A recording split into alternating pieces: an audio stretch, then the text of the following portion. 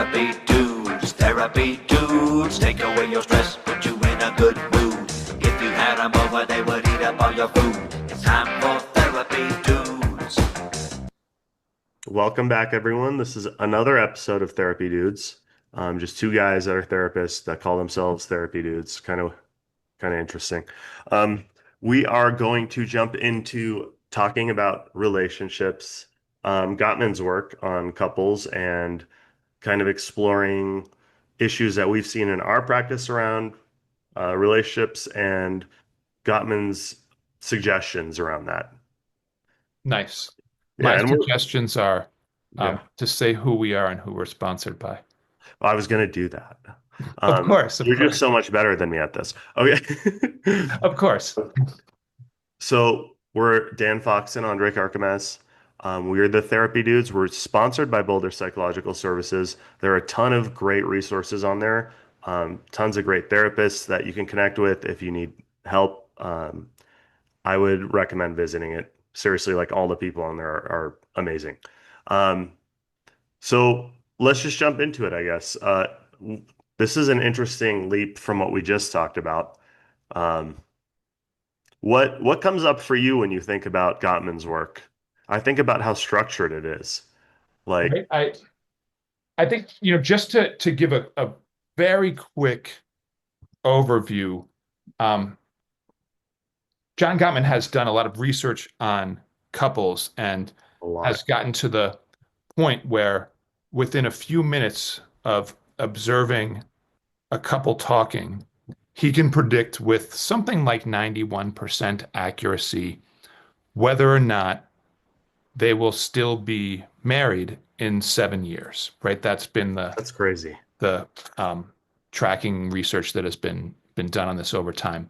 And beyond that, there's been an incredible amount of additional research over like 40 plus years where they're looking at specific behaviors, not just of what causes a relationship to break up, but what strengthens a relationship. So there are 7 principles that have come out of this work, and the Gottman team, right? He's got a bunch of people that work on this together with him, have done a lot of trainings with couples and supported them in figuring out how to apply these 7 principles and transform their relationship. And the one that has struck me, and I'm not far through the book, so Okay.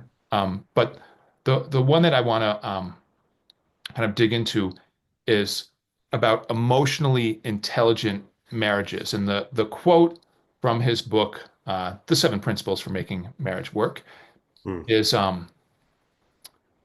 what can make a marriage work is surprisingly simple. Happily married couples aren't smarter, richer, or more psychologically astute than others. But in their day-to-day lives, they have hit upon a dynamic that keeps their negative thoughts and feelings about each other, which all couples have, from overwhelming their positive ones.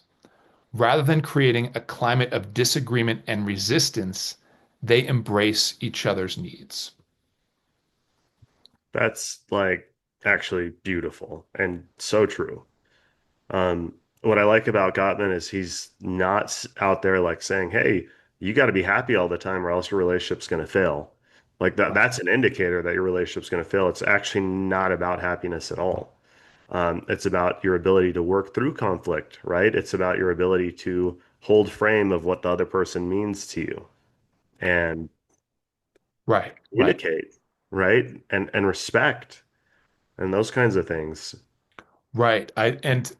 I like that, right? It's not like, oh, you're gonna be happy all the time, and that's what makes a successful relationship. It's like it's a given there's gonna be this conflict and negative feelings. Yeah. And an emotionally intelligent marriage works with those emotions in a way that actually keeps them kind of manageable and in check, Yeah. which is the emotional intelligence, right? To actually try to limit that and not dwell on those conflicts, but to process them and work through them, and instead to invest more of our energy on the positive feelings and on the connection. And that I think is really tricky in practice for a lot of people because our brain, especially in this kind of overwhelmed, stressful world that we live in, is very prone to just jump from one stressful, negative thought to the next one. And I feel like we often don't have the bandwidth to kind of slow down and pause and try to like examine those negative thoughts and feelings and try to work with them and transform them into a way to like, or an opportunity to do some work on reconnecting or connecting in a different way with our Yeah. partner. Connecting. Yeah. I don't it's kind of strange when with what you were saying, I was just thinking about like it does always feel like we have something to do. It's like a trap that we get caught up in. I don't know if that's like because we're more connected than ever. We got the cell phone telling us things constantly, but it when I was growing up, and like, in the 90 and early 2000s, I don't remember people having this feeling. And I was in high school, like I probably don't know, but it just feels to me like we don't slow down at all to check in with each other or communicate these days. Like Right. friends don't, family don't, like nobody does, right? Like everyone's just go, go, go. And I don't know if that's a consequence of technology and connectivity in that way. And as a replacement of like connectivity with family, like I just had this image of like how people used to like go sit outside as a family, like they'd throw out a blanket, Right. you So know, let's tease out the difference between connectivity with technology and connectedness with with family relationships and family and relation. friends, right? Yeah. Yeah. Because connectivity with technology is kind of based on the fact that most of us have our phone in our pocket.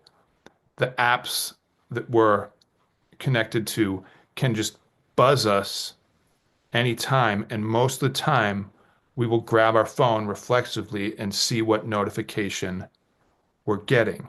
And the goal of all these apps is to get our attention. They're not trying to connect us in a way with other people that's going to be sort of deep and understanding and thoughtful and empathetic and actually taking the time to focus on another person in real life, right? They just want to like provide enough stimulus that it gets us kind of caught in their whatever game app thing news article that they've got so that we just keep our attention on their app, right? That's their goal. Their goal isn't connecting us with people, it's capturing our attention because they can monetize our attention by selling it to advertisers. Yeah.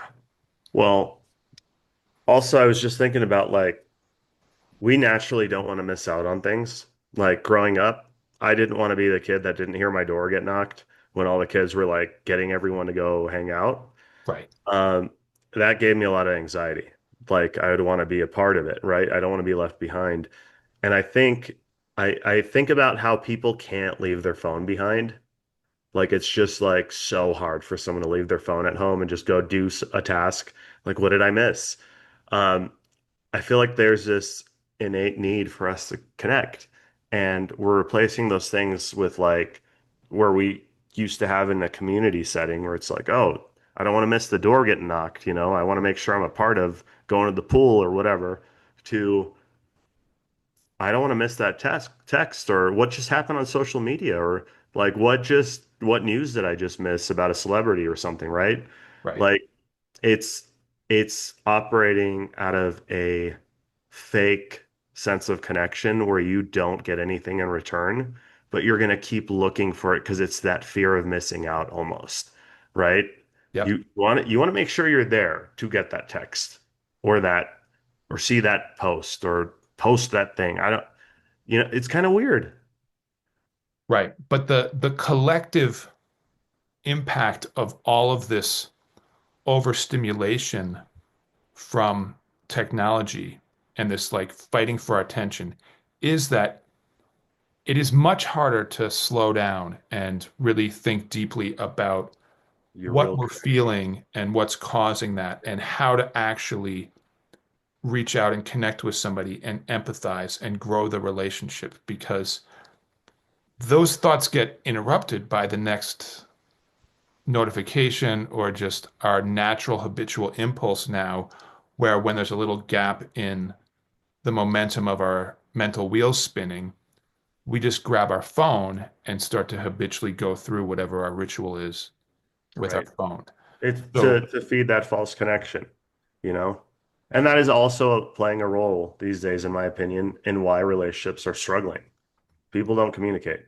right, right. We end up, it's like we're more connected from a technology perspective than ever, but we're also feeling lonelier and more isolated than people have before.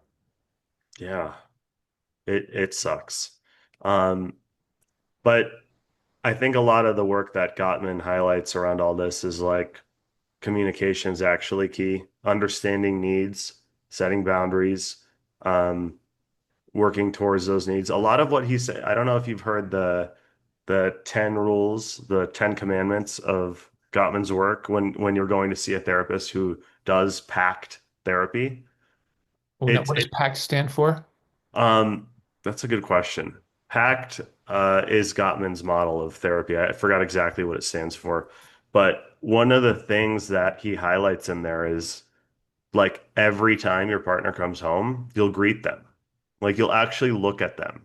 You'll hug them. You'll greet them, a warm, genuine, and you'll put your partner to bed like that way too.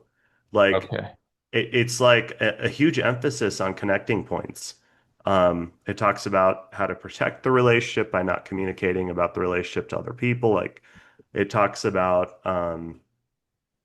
how to give each other the benefit of the doubt instead of, just assume that this happened because that person was trying to be mean. Like it's a okay, lot of reframing and connecting. And that tells me that like, those things are really important in relationship. And that's things that I don't think people do on a normal basis in relationships. right. Okay. I just Googled PACT because I thought it was an acronym, but it's not, right? It's revolving Literally just around a these pact.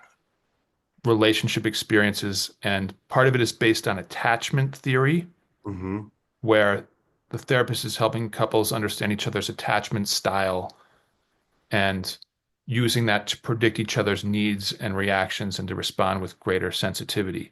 A second part is around arousal regulation, right? Yeah. Any kind, not just anger or stress, but also joy and desire, because those are all states that can either align people or drive them apart. So we're I'm gonna catch practicing this in for you. therapy greater awareness of those states and managing them so that it aligns couples.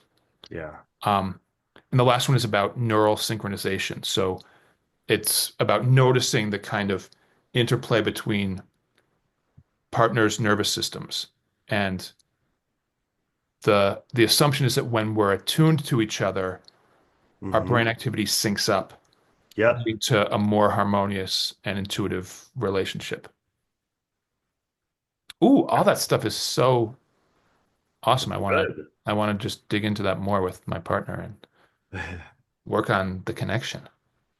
Well, good. I sent you the pact guidelines that are used in therapy. Oh, like the Ten Commandments or something? It's like they call it the Ten Commandments, play off the Bible. But one of the things, for instance, rule number 9, we will gaze lovingly upon our partner daily and make frequent and meaningful gestures of appreciation, admiration, and gratitude. And I'm like, some of these couples, I don't know how that's going to happen.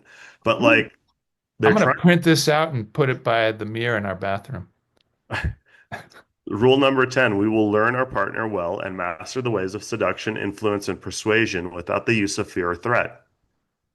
It's like, wow. Oh my goodness. Where did you send this to me? In the chat, like the Oh, in Zoom. the chat. Okay, Yeah. okay. All right. We will base our relationship on true mutuality, remembering that all decisions and actions must be good for both partners. Like these are generally decent, like pretty good rules. We'll provide a letter, not a letter, a tether to our partner all the days and nights of our lives and never fail to greet our partner with good cheer. That's the one. It's like, okay, so I don't see that a lot in families. Like I don't even see that. I see the like way that people talk to each other in relationships coming from a place of hurt and like you've hurt me, you've wronged me, I'm not going to do these things. Hmm. And that's the problem is like and a lot of times people don't even see it. They're like, I guess this is how we do relationship. Like, we're busy. So why do we need to do any of those things? And the pact rules like kind of highlight like, hey, these are really important. And you guys need to agree to this if we're going to do this kind of therapy in pact couples therapy, right? Yeah. Yeah. Ooh.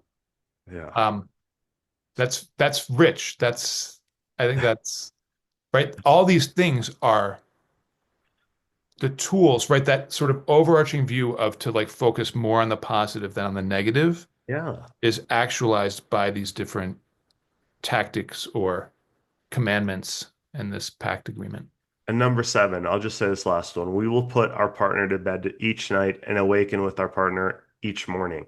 And what that means is like we're going to bed connecting. We'll smile, we'll look at each other, say goodnight. If you're sleeping in different rooms, you just say goodnight, whatever, hug each other, whatever it is. I don't know what the situation is for a lot of people, but um, the point is to like, you got to check in frequently. You got to make sure in the when contact is made after work or after not seeing each other for a long period of time, you greet each other. You got to make sure at the end of the day, there's a positive experience. At the beginning of the day, there's a positive experience. It's like, why is this something that needs to be said to people? It's like, why can't we do this? I, I mean, on a theoretical level, it's like, yeah, why do we need to like be reminded of this? Because when we like we're in the courtship process or getting married, right? These things were so obvious, but That's the, yes. Like, how do you let go of that? That's what my frustration is with a lot of my personal relationships is like, where did it, because in my heart, I feel like this is what I do naturally. I really do. but I also think that over time, the longer we spend time with somebody, the more those kind of conflicts that Gottman's talking about Arise and arise. muddle And things. if we're not actually working through them, they start to cloud those other feelings. And so we're not Yeah, leading with all these positive uh, intentions. We like see the other person or flash on them in our minds, and immediately there's these unresolved stresses that right. come to the surface, and we end up being like, let's kind of That avoid right there. them. Yeah. The like fearing like you're going to get hit almost, but it's like an emotional hit. Like I'm going to avoid this.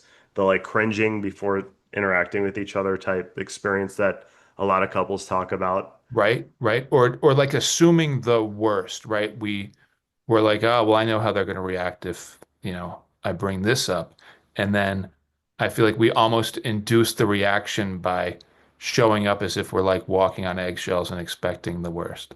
Yes, I think that that itself is like a setup, like showing up in a way that suggests that like you're walking on eggshells is going to create an environment where the other person is feeling like this feels weird, like what are you like they're going to feel that energy.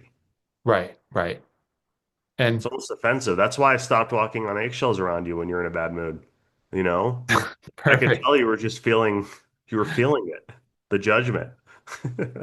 Well, I think that like, and sometimes, we verbalize it. We're like, I don't mean to make you mad, but, and then it's like to have that as the lead off is tricky because if I'm on the receiving end of that, it's like I'm kind of mad they said that first part to begin with. So Right, I don't know what we're about to talk about, but I'm already a little irritated that like right. they've like Communication. prefaced it with that. Right. It is about learning how to bring topics up, how to talk about things, how to talk through things. Like what is a way to present your emotions without accusing, Yeah. you know? Like, hey, I have this story in my head. I'm feeling this way. I'm just bringing it up because I want to understand what's going on or why this is happening, or if this is just me blowing things out of proportion. Like that's fair. Yeah. Yeah. All right. I'm All I'm gonna post these 10 commandments right. Okay. in the bathroom for the week and report back to you on how it's gone. Well, I live alone, so I'm not going to do that. Well, maybe for myself, I'll do some check-ins with myself, you know. Right? No, I'll hug and myself. why not share that with your parenting partner who um, you know, the two of you might benefit from that as Yeah, well. that's true. That's true. Oh my gosh, your voice got so high pitched there that it was like you're never going to actually share that. That was my take. So- God, what are you like a therapist? You read people for a living? Oh, that's true. Oh, yeah, that you just caught me off guard there. Um, I feel like a lot of people could benefit from Gottman's work and that book you referred to. What was it called again? The seven principles for making marriage work. Yeah, it's a really good book. I've done the like audio version of it. Oh, Um, nice. Nice. I really like the book. So, I'd recommend it if you feel stuck in your marriage. But the thing is about this kind of work and couples work in general, both people have to be willing. Yeah. That has to be a thing. That's why when you're going into pact therapy, they tell you, here's the 10 commandments. You have to agree to it. If you don't agree to it, we're not going to do this. Wow. Yeah, you have to agree. I had the pleasure of working with a pact therapist once. And it was so awesome to watch them work. Uh, the kind of stuff, the interventions, the way that they'd be like, you know what, you're not following this method. I think I'm gonna like shut the session down if you guys aren't gonna do this. Really cool. So, what if Yeah. you're an individual Uh-huh. that's in relationship and you Mhm. feel like, well, I can, make these commitments, but I don't think my partner can, but you're not ready to just like, shut down the relationship and break up. Is it like possible that you could just start applying some of these principles anyway, even though there's no mutual pact Yeah. and try to I get them think done? so. Yeah, there's nothing wrong. I mean, I can only see a benefit of someone. What just happened? Oh, that was the timing beep that says that I've got to go in a minute here. Okay. Okay. Well, I don't see any negative outcome of someone doing these things on their own. Here's where it's going to get tricky. If you do something with the expectation that it's going to change someone else, Ooh. I don't know. There's no guarantee. Like I said, they have to be willing. Some people can't see their own stuff. They can't take accountability. They're going to always think of themselves as the victim, even when you're doing good by them. It can be a guy or girl in a relationship. It's tough. So if we're going to do something like that, do it because you think it can help you in the relationship. And it could be a good example. Don't expect change. That's a lot of heavy work. Nice. All right. Well, I'm gonna post mine and let you know how it goes for the week. And Oh, that's why you told me. you can relate to it however you want. It But could work. I wanna have you like look at them or something so that we can mutually sort of explore what it brought up for us if we're being more intentional about digging into Gottman's work. You and me? Not our relationship, but I just Oh, want you to like I was be like, dude, no, you want me to I put you want to you to bed at have night this and hug stuff you? like fresh in your mind as you're going about your day and Oh, gotcha. all that Okay. so that we just see what it brings up and we can like Yeah, that's share fair. our experience. Okay. All right. Okay. We got to wrap up. Thanks for listening. Please like, subscribe, and comment. Therapy dudes, therapy